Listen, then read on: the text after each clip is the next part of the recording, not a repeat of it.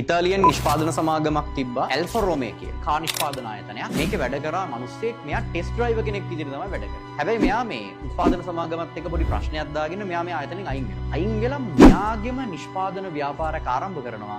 මෙයාගේ නම තමයි එන්සෝ ෆෙරාරි. ඒතර වාර නමෙන්ම මතක් වෙනවා කවුරු ගැනද මම මේ කියන්නේ. අපි කවුරුත් කතා කරන ආස කරන වාහනයක් ෆෙරාරි. ෆෙරාරි නිර්මාණය වෙන්නේ ආයතනයක සේවකයෙක් විදිහට ඉඳලා. පස්සේ කාලෙක ඉතාලියෙම ට්‍රැක්ටර් හදන මිනිස්සෙක් හිටියා. මේ ට්‍රැක්ටර් හදන මිනිස්සයා ගාව ෆෙරාරි කාර් එකක් තිබුණා. මෙයා දවසක් එන්සෝ ෆෙරාරිට මේ ට්‍රැක්ටර් හදන මිනිස්සයා ඇවිල්ලා කියනවා මේ වගේ කාර් එකේ ක්ලච් එකේ පොඩි ප්‍රශ්නයක් තියෙනවා මට ඒකට විසඳුමක් දෙන්න.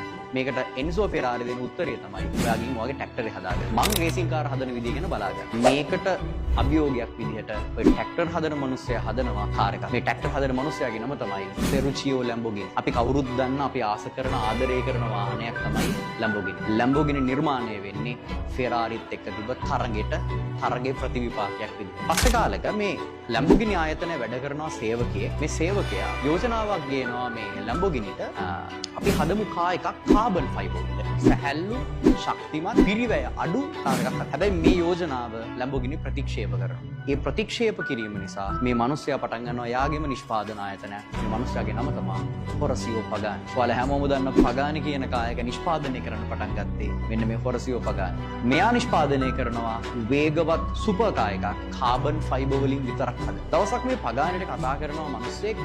මෙයා කතා කරලා කියනවා මට පුළුවන් හදන්න කාර් එකක් ලෝකේ තියෙන ස්පීඩ් රෙකෝඩ්ස් ටික බ්‍රේක් කරන්න පුළුවන් වෙන්නේ. මේ යෝජනාවත් හොරසියෝ පගානි රිජෙක්ට් කරනවා. ඒකට අපිට වෙලාවක් නැහැ කියලා තමයි පගානි කියන්නේ. ඒ ප්‍රතික්ෂේප වීමේ ප්‍රතිඵලයක් විදිහට ඒ කතා කරපු කෙනා පටන් ගන්න අලුත් නිෂ්පාදන ආයතනයක් කාර් හදන්න. මෙයාගේ නම තමයි ජෝන් හෙනසි. අපිත් කවුරුත් දන්න හෙනසි කියන කායක නිෂ්පාදනය වෙන්නේ මෙන්න මේ රිජෙක්ෂන් එකත් එක්ක. කාරණේ තමයි. පාඩ කවුරු හරි කෙනෙක් කිව්වොත් බෑ කියලා හොඳයි.